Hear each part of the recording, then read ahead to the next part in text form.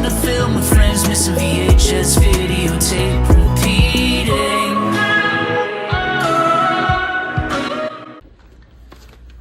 Welcome back, peeps and crew, fam, and the other fourth thing I say. Today we are again looking at The Crow.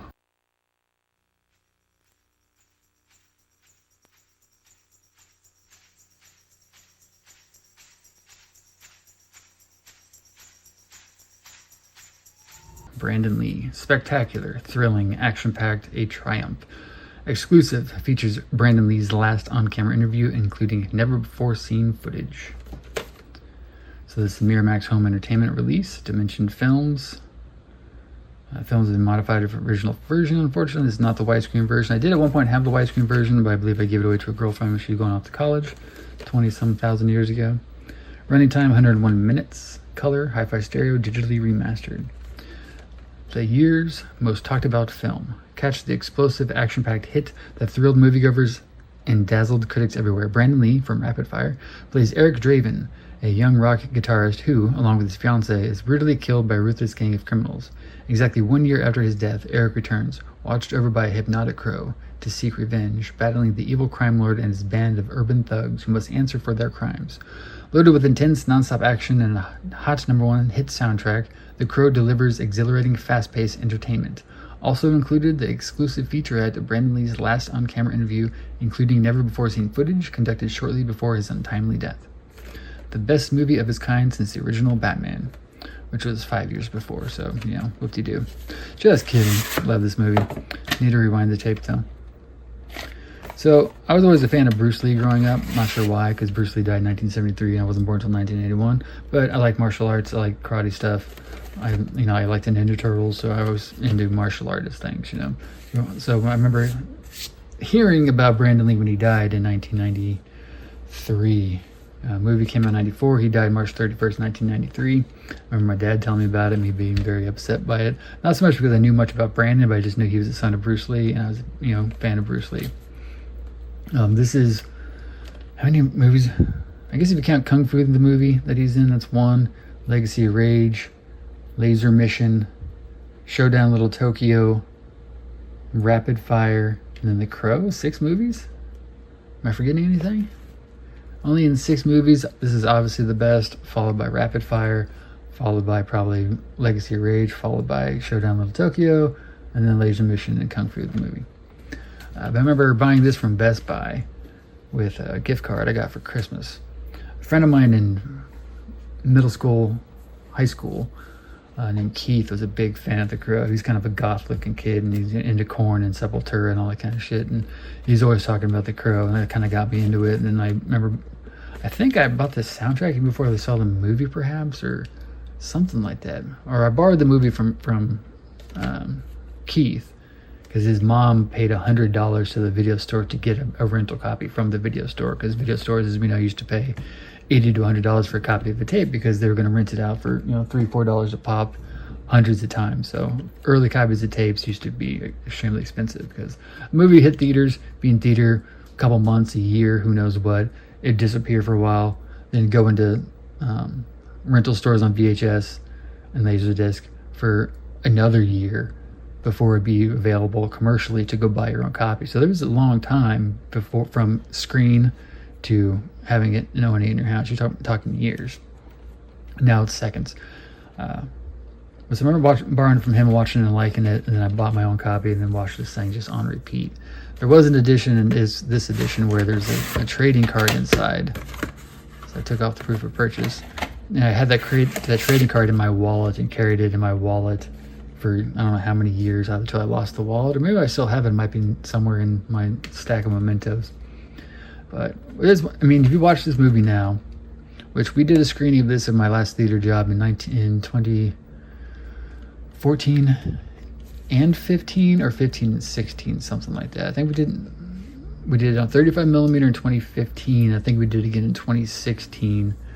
Whatever year it was that Michael Massey passed away, the guy who played Fun Boy, who also was, I don't know if he's from Kansas, but I know he went to KU in Lawrence, Kansas. But I remember we did a screening of it the year Michael Massey died, because it was right around the same time we did a screening, but that one I think was digital, because I wasn't going to be there. I was going to be out of town, so I couldn't run it on film. But I love this movie a lot. Huge fan of the graphic novel, or technically the trade paperback is what I owned, and then I went back and collected all the original editions of all the comics and all the other, every version of anything Crow comic related I own. And then I never would have thought, you know, so I saw this in, let's say, 95. In 2016, I met James O'Barr for the first, well, I guess, and only time. Maybe if I remember, I'll throw a picture of that up here. But it's just kind of a weird thing, you know, meeting him when I'm in my late 30s.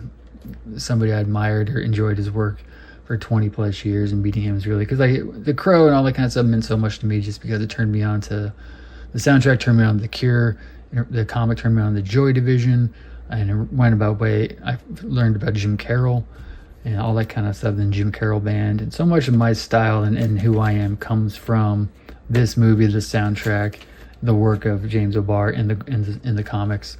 So a lot of stuff means a lot to me. I have like all the original trading cards. I bought an entire box of the trading cards sealed that I did on my card channel years ago.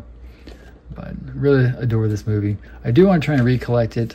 I want to get the widescreen version again to have it. And I want to get a sealed copy. Technically, I want to try and get 2 sealed copies. I want to do a sealed copy just to keep sealed. And I want to do another sealed copy that I can get the trading card out of again. After I make this video sometime tonight, if I remember, I'll go look through my tub of knickknacks and mementos and trinkets and tchotchke things and see if I still have that wallet with the cards somewhere, because I might. I don't know. Anyway, I adore this movie. I did tell a great story, at least to me, about when I met James O'Barr, and that story he told me about The Crow, because he actually showed us a video back then on his phone of Jason Momoa doing a screen test, or like Jason Momoa created his own screen test to audition for The Crow, and there's talk that he's going to be in it. This was 2016, and now it's weird because it's 2025, and they just made a new version of The Crow in 2024, which was weird because it wasn't just a new story of The Crow. You know, every Crow movie has a different character. You had, you know, Eric Draven, then you had Ash Corbin, then you had the guys in the other 2 movies that I don't care about. But this is the first time in 2024 they went back and actually used the Eric Draven character and told that Eric Draven story again in a new way. So that's kind of strange. But every, you know, generation deserves its own terrible movie. And we have The Crow. You go back and watch now, it's very 90s. Alex Proyas obviously went on to do Dark City, one of my favorite movies of all time. You have Ernie Hudson's fantastic in it. Michael Wincott's fantastic. Oh, and just recently we lost Tony Todd, who played Grange in this movie.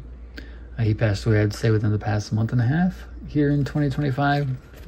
It's May 31st right now. David J. Scow went on to write some other really great stuff. I think I told the story before. It was interesting that, like, David J. Scow wrote, what was it?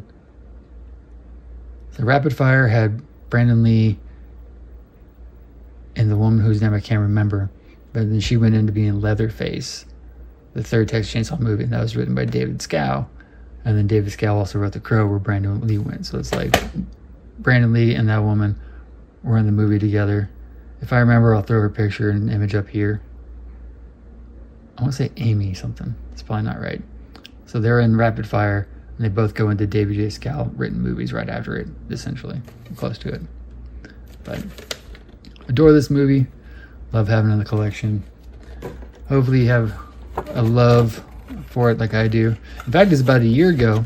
It was Free Comic Book Day 2024. My daughter and I were out running around buying comics and spending a ton of money, having a good day. We ended up going back to her mother's house where we were house sitting because they were out of town, and just my daughter and I went to the basement and I showed her The Crow for the first time. Because last year also they were reissuing The Crow Dead Time, I think, in new covers, new editions of the same comic from the 90s. But so we were collecting those. And we talked about seeing the new one in theater, but that ended up not happening. Cutting in here with a little update, but I went back and searched one of my boxes of mementos. I have like one big one and one small one. Luckily I checked the small one first and ended up finding this. This is the foil special edition exclusive limited edition card that came with the VHS tape. Exclusive premium trading card, 1 of 1, available exclusively from Kitchen Sink Press and Buena Vista Home Video. Blah, blah, blah, blah, blah. 1995 Crow Visions. That means that I obviously must have got the VHS tape in 1995. So we are going to marry these. We're going to put them back the way they came. Like I said, I thought I might have lost this in a wallet I remember losing in middle school. But luckily I did not. It just happens to be back. Look at that. Amazing. They are back together again. Still doesn't make me not want to collect this. Well, now since I know I have the card, I don't need to open up a sealed one to get the card again, but I still want to collect the sealed one. So those are back together. And speaking of that, we're going to add this to its partner in a different video because I found this too. And I'm going to talk over right now, but I also included a picture or two, I'm not sure which, of me meeting James O'Barr back in 2016. Along with, at the time, well, I guess I still have it, was a 35mm film trailer of The Crow that I brought with me. I had like a stack of pretty much every single Crow-related comic with me, and I had him tag, sign every single thing, and the film trailer is one that I still have in the collection. But I'm glad I was able to find that, kind of finish off that video, make it all complete. Now back to what it was. The Crow, Brandon Lee. Tell me your stories. Like, comment, share, subscribe.